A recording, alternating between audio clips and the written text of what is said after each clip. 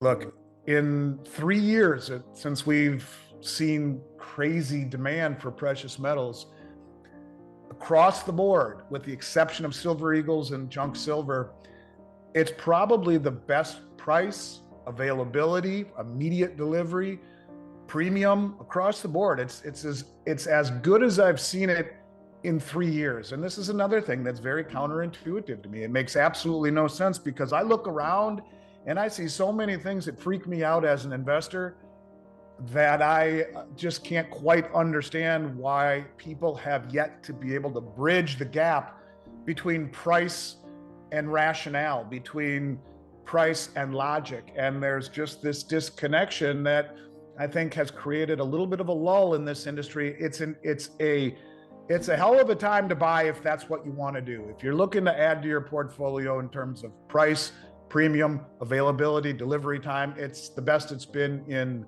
3 years, not even close. Coming down, they've come down to the lowest level I've seen since 2020. And, again, because it makes no sense, because the fundamentals behind it are moving in the other direction, because the COMEX and the LBMA are being drained by the big investors, it portrays what I think will be an event, a moment. You can see the big money preparing for this. You can see them de-dollarizing. You can see them accumulating by the positioning of the biggest money in the world, who is taking all of this silver off of the exchange and preparing for some sort of an event. And that really is part of the problem that I think investors in this country have, is that they suffer from recency and normalcy bias, where they're not able to look further down the road and say, geez, these problems haven't materialized yet, but the problem hasn't gone away. The underlying issues maybe are only getting worse. And so time is difficult. You have to have strong fingertips. You don't buy this to get wealthy. And that's why I always say it is wealth. It will be there when you need it. And if you don't, well, so be it. You pass it on to your kids. If you do, you'll be damn glad you have it. I mean, well, look at all the advisors that Trump has, Trump. That was a Freudian slip. I hope it's Trump in the end. But look at all the advisors that Biden has. He has a guy named Bharat Ramamuruti, he's a guy who says he prioritizes indicators of economic health like wage growth over market indicators. He's a guy who is into more progressive income taxes and cancellation of student debt. And he talks about Wall Street being the least of our worries, and shares this woke Main Street over Wall Street approach. You got Heather Boucher, who is co-editor of a volume of 22 essays about how to integrate inequality into economic thinking.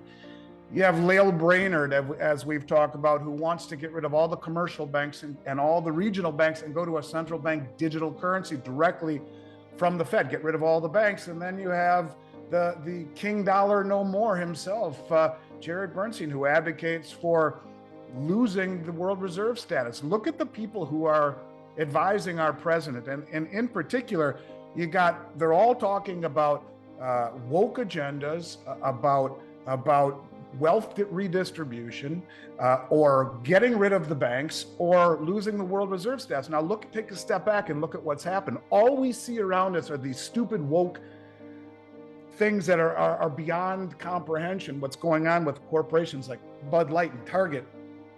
What world do we live in? And then you look at what's happening with the banks. Lael Brainerd, I mean, could she have drawn this up any better? And then you look at the weaponizing of the dollar. Look at Jared Bernstein. It's as if these characters have crafted a plan to reset the entire system. If you look at BlackRock, who has, I think, like $11 trillion, somewhere in that, $10 or $11 trillion in assets, Larry Fink, the CEO, sent an email to all of the companies he invests in, prioritizing this ESG, I think it's called, initiative, and he even goes and publicly says if these companies do not embrace this, they do it at their own peril. This is a guy who has way more pull on the U.S. economy than just about anyone else, period, on the planet, and including George Soros, whose fund is a tiny fraction of BlackRock. And so you look at this woke agenda of redistribution of income, of, of, of literally changing the whole narrative of this country and all of its corporations away from shareholder capitalism to something completely and totally different, where you're answering to the woke mob instead of to the people who invest in your company. You look at the crazy things that are happening with the banks and the Fed aiding and abetting this exodus from the banks by allowing the reverse repo market to take on money market funds and keeping rates so much higher than what the banks can offer. There's no question that we're going to see more and more and more money leave the banking system. And as we see companies and corporations bow down to this woke agenda and not answer to their shareholders, but to this woke agenda, making it more difficult to make a profit, we're going to see more stress in the economy, more stress in the banking industry, falling right into the hand of Lael Brainard and Jared Bernstein, who wants to lose the dollar's world reserve. And in every single article that you read talking about BRICS and the countries moving away from the dollar, it speaks to the exact same thing, and that is the weaponizing of the dollar.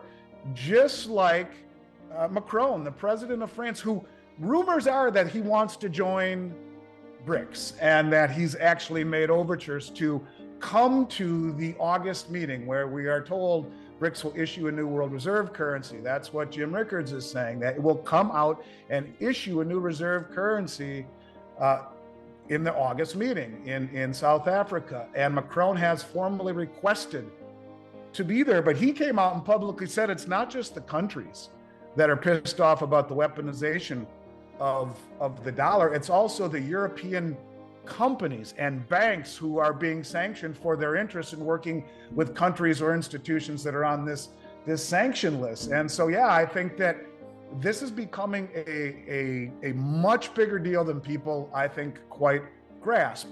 You put these dots together, look at the people advising our president, who certainly needs help with advice, but their belief structure is playing out in real time, and you can see it. And no more scary than Lael Brainard and Jared Bernstein, and what they in essence seem to be doing is resetting the whole game by losing the world reserve status, blowing up the banks, and going to a central bank digital currency, one that bows down to a whole new woke agenda. And it's quite concerning and quite frustrating. It'll be my main focus over the next several months to see how this plays out. But similar to what I saw with the BRICS 3 years ago, I see this very clearly. And if this is allowed to continue unchecked, I think the way things work in this country in terms of economics, in terms of capitalism, will be greatly changed moving forward.